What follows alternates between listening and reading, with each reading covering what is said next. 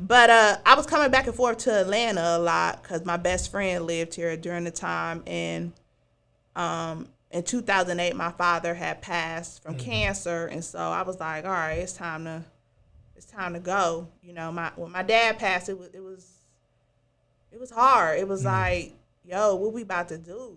Yeah. And I said, all right, well, I gotta boss up all the way now because Dad ain't gonna be able to pull me out of everything no more. My father pulled me and my sisters up out of whether we was wrong or right, whatever. And so I was like, I gotta boss up. My mother was still here, so it was cool. Like, but Dad was just Dad. So I moved to Atlanta. I got a job at AT&T, the corporate office there, and I was selling business lines to like big businesses, small businesses where they needed multiple lines. And I remember being at AT&T, I had that same gift of gab that I had at the bank, and I became number one instantly. Again, I am in telecom now, switching from banking to telecom now. Where telecom, you make even way more money than banking because AT&T during that time, it was popping and everybody needed landline phones and businesses were opening and different things. And I stayed on the President's Club, but what was hard there was, again, it was, excuse what I'm about to say, it was a good old boy white club. And so, again, I'm the only sister on the sales team. You know, they would mess with me sometimes and say, you know, was she cheating and doing different stuff. And it was hard. It was really, really hard some days because I was just like, dang, I just want to make my paper and go home. Like, I know what I'm doing, you know, like, and it was a lot of hating on the sales floor with me, you know. It was a lot. That's where I had to learn conflict because when I was at the bank, everyone was like really cool. They started respecting me where I wasn't used to that. Like, they didn't respect me.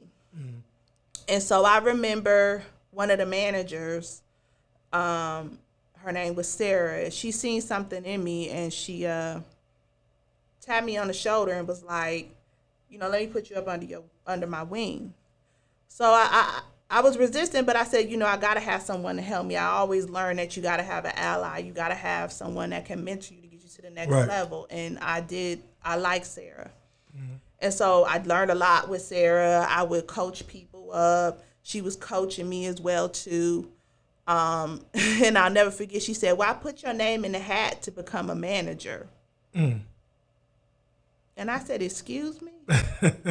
I like being an AE. I like my money. I don't want to lead people. I am not interested in any of that, you know. I just wanted to learn skills from her, you know, just learn. Get better in sales. Yeah, just get better in sales. And she's like, you're too good, Rhasheeda, just to be an AE. You have the gift of leading people. She's like, look at all these new hires I will coach up all the new hires. Pretty much once they got out of training, they would double jack with me, meaning they would listen to my calls. I would listen to their calls and sit right next to them. I had scripts I had written. I created like an Excel sheet of how to show your commission and like how to pitch and find the right accounts and all this. I had a whole system I created. And Sarah let me, you know, share that with anyone that was new coming on our team. And she's like, every person that you trained up is now number one. You know, they're not beating me, but, you know, they're right there neck and neck with me. They're coming off making money, you know. And so I was like, all right, Sarah, I'm going to trust you with this. So the first round that I went for the leadership role, I didn't get it. And so I was like, okay. It didn't mess with me, Did they tell you why you didn't get it? It was because I didn't answer the questions well. And they didn't know me. And so when you worked at AT&T, it was all about, you had to build relationships, right? Even though I was number one and trained people, nobody knew me because I kind of just stayed with Sarah and my team. And so I wasn't upset. I remember I came home. My mom, by that time, had moved down here to Atlanta with me and my sister. And my mom was like, you'll get it again. Just take the feedback. And I took all that feedback that they gave me, and I built a brand at AT&T. To where all those managers that I knew was going to be on the panel, they knew me by first name, who I was, and what I was all about. Okay. So when I went to second round, I got the leadership role. I got my first team. Great stuff. And it was amazing to accomplish that. I'm like, oh my gosh, I'm in leadership and I have a team and like I got responsibility now. Yeah. And I remember when the email came and Sarah took me to 2 Urban Licks here in Atlanta. And we sat down and ate and she was like, look, this is serious what you're getting into because leadership is no longer about you. It's about serving the people on your team. Right. So I'm blessing you with this, but you got to promise me that you're going to now help the people on your team. It's no longer about you. You're not an individual contributor anymore. Your numbers don't matter. Their numbers and their sales success matter.